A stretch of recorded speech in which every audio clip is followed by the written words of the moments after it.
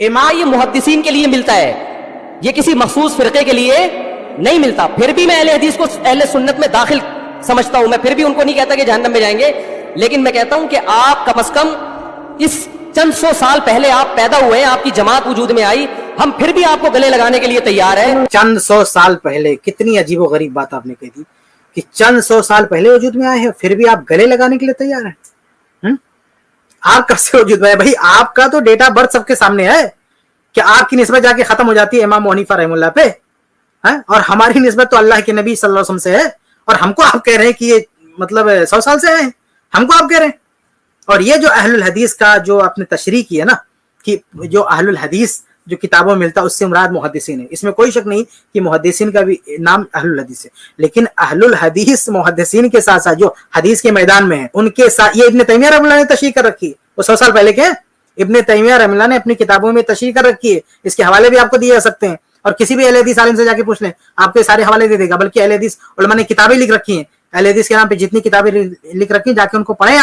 آپ دوسروں کو کہتے ہیں کہ ان کے پاس جواب نہیں، خود آپ کے پاس جواب نہیں ہے کہ آپ کہہ رہے ہیں کہ 100 سال پہلے یہ لوگ آئے ہیں. ارے بعد میں تو آپ آئے ہیں اسی ہندوستان میں. ابھی میں زید بھائی کی ایک ویڈیو دیکھ رہا تھا، ہو سکتا ہے اپلوڈ ہو گئی ہو یا ہوگی، اس میں زید بھائی نے ایک مسجد دکھائی ہے کہ بہت پہلے، بہت پرانی ہندوستان میں بن چکی تھی. وہ مسجد جو ہے جو سب سے پہلے بنائی گئی ہندوستان میں، اس وقت تو تقلیدیوں کا کوئی وجود ہی نہیں تھا.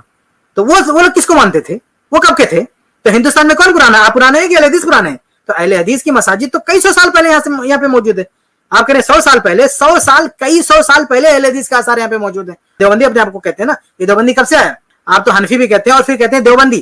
اگر آپ حنفی تھے، امام حنیفہ رحمہ اللہ کی طرف نسبت کرتے تو دیوبندی لانے کی کیا ضرورت تھی؟ یہ اپنے آپ کو دیوبندی بولنے کی کیا ضرورت تھی؟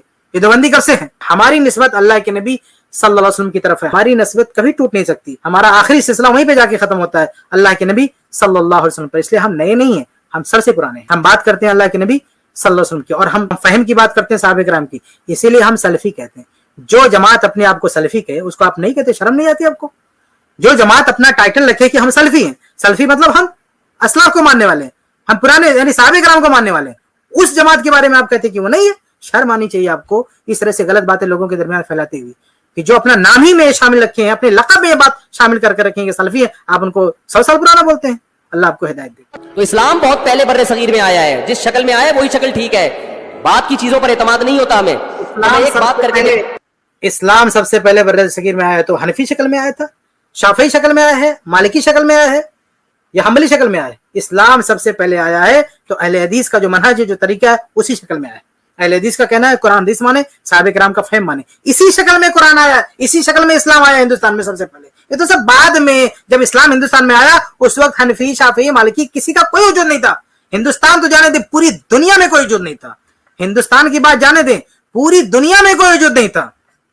پورے ورلڈ میں کہیں وجود نہیں تھا، نہ کسی حنفی کا، نہ کسی مالکی کا، نہ کسی شافعی کا، نہ کسی حنبلی کا تھا. تب ہندوستان میں اسلام آیا ہے. اس لیے سب سے پرانا جو مسلک ہے، سب سے پرانا جو منہج ہے وہ صحابہ کرام کا منہج ہے. ہم اسی منہج کو ماننے والے ہیں، اسی منہج پہ ہم چلنے والے ہیں. اور یہ جو بعد میں الگ الگ فرقہ بنا کے رکھے ہیں، ان لوگوں کی پیدائش بعد میں ہوئی ہے، یہ بات کہیں. اور ہمارا عقیدہ منہج سب سے پرانا ہے، اس لیے ہم اپنا لقب بھی رکھتے ہیں سلفی، مطلب صحابہ کرام کے منہج پر، ان کے طریقے پہ چلنے والا.